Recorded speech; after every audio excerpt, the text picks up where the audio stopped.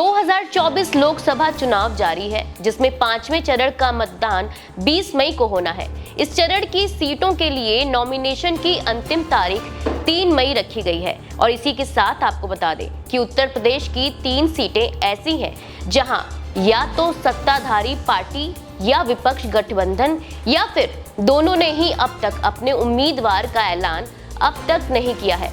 ये तीनों ही सीटें हाई प्रोफाइल हैं और ऐसी हैं जहां इस चुनाव के पहले तक शायद ही कोई मौका आया होगा जब उम्मीदवार को लेकर इतनी असमंजस की स्थिति बनी होगी।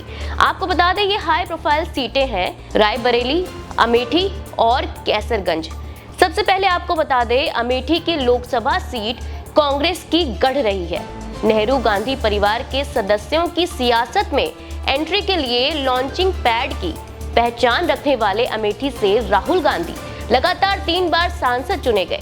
साल 2019 के चुनाव में राहुल गांधी को बीजेपी की उम्मीदवार स्मृति ईरानी ने राहुल गांधी को मात दी थी और इस बार फिर भारतीय जनता पार्टी ने केंद्रीय मंत्री स्मृति ईरानी को उम्मीदवार बनाया है।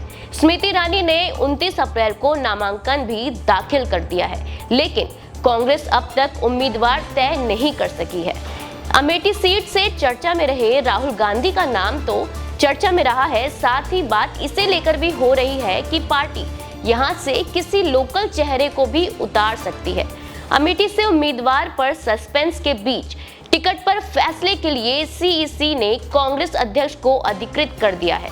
सोनिया गांधी ने सांसद प्रतिनिधि रहे केएल शर्मा भी नामांकन की तैयारियों के लिए अमेठी पहुंच चुके हैं। कांग्रेस उम्मीदवार के नाम पर सबकी नजरें टिकी हुई हैं। कांग्रेस स्मृति ईरानी के सामने राहुल गांधी को ही उतारती है या फिर किसी नए चेहरे पर दांव लगाएगी, ये तो आगे देखना होगा। नॉमिनेशन की अंतिम तारीख अब करीब आ चुकी है, लेकिन गांधी परिवार के गढ़ रायबरेली से कांग्रेस और बीजेपी दोनों ही पार्टियों ने अब तक अपने पत्ते नहीं खोले हैं। साल 2019 के चुनाव में कांग्रेस यूपी की जो एक सीट पर जीत पाई थी वह रायबरेली सीट ही थी। इस सीट से सोनिया गांधी संसद पहुंची थी। सोनिया गांधी इस बार लोकसभा चुनाव नहीं लड़ रही हैं, वह राजस्थान से राज्यसभा पहुंच चुकी हैं। ऐसे में सीट से कांग्रेस के टिकट पर किसी नए चेहरे का चुनावी मैदान में उतरना तो तय है। कांग्रेस के टिकट पर सस्पेंस के बीच बीजेपी भी वेट एंड वॉच के मोड में नजर आ रही है। बीजेपी यूपी की 80 में से 75 लोकसभा सीटों पर चुनाव लड़ रही है और इनमें 73 सीटों पर उम्मीदवारों का ऐलान भी कर चुकी है।